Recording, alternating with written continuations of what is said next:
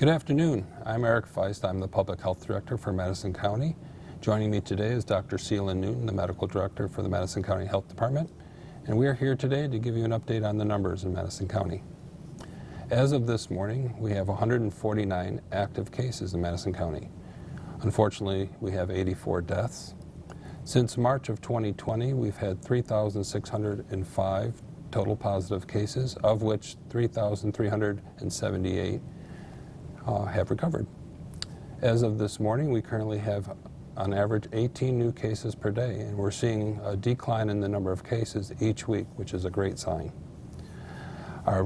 We currently have 0 positive cases being reported in our nursing homes, and we have 14 residents hospitalized for COVID. Our positive numbers are on a decline, and as I said, that's great to see, and we hope that trend continues. We do ask that people please continue to be diligent.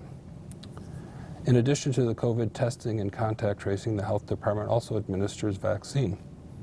To date, we've administered 2,847 doses of vaccine since our first clinic was held on December 31st, 2020. This number includes both first and second doses administered. This past week, the state allocated 100 doses of Moderna vaccine to Madison County.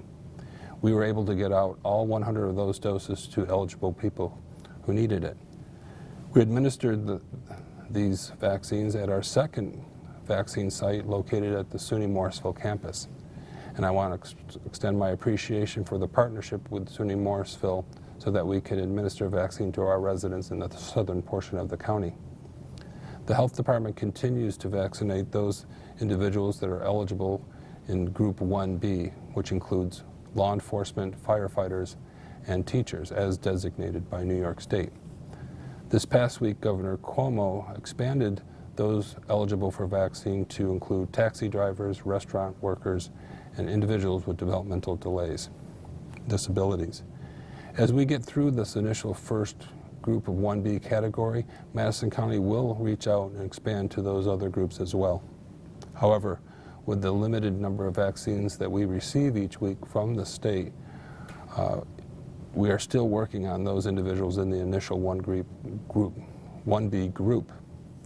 We are only booking week to week and not ahead of time. We want to make sure that we have vaccine on hand before we host a clinic. We are asking for your continued patience when it comes to scheduling your vaccination appointment. Please continue to check our website for updated vaccine information about future clinic sites. There are also other clinics occurring in our region, but we also know that those are filling up fast as well. We will get the vaccine to those individuals who need it and want it. It's just going to take some time. We are now setting up clinics and administering second doses.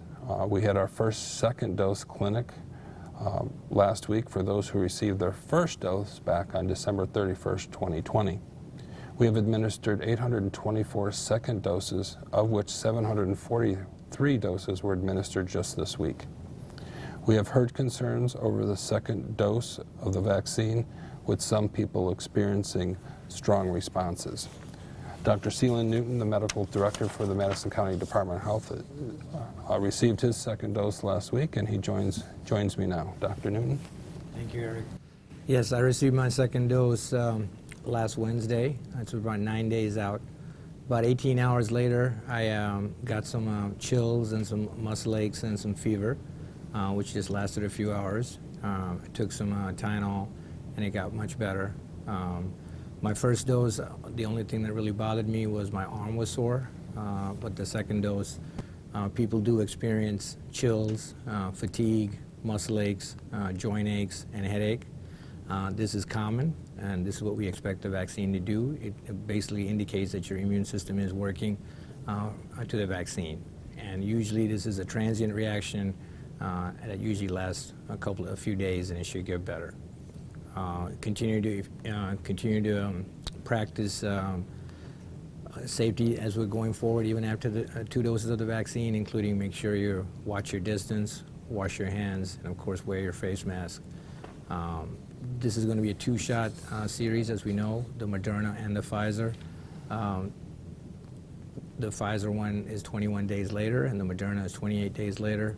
And people should get both doses. It's important you get both doses because that's, the studies were done with you getting both doses, and that's what provides you the best immunity, anywhere from 94 to 95%.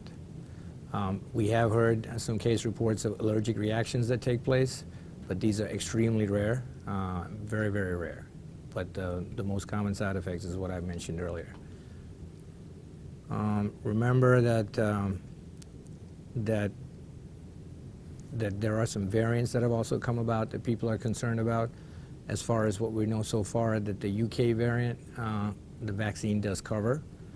The South African variant, we're not exactly sure how efficacious it is in terms of providing coverage, but more studies need to be done regarding this. But that's why it's even more important that we continue to practice everything else that we're doing right now in terms of social distancing, wearing our mask and washing our hands and staying away from people. I know that the Super Bowl is coming up this weekend, and I strongly urge everybody to continue to practice your social distancing. You know, have your parties with your family members and loved ones, with your group, because we are slowly starting to get better with our rates, and it's important we continue to follow all those social distancing guidelines. Stay safe.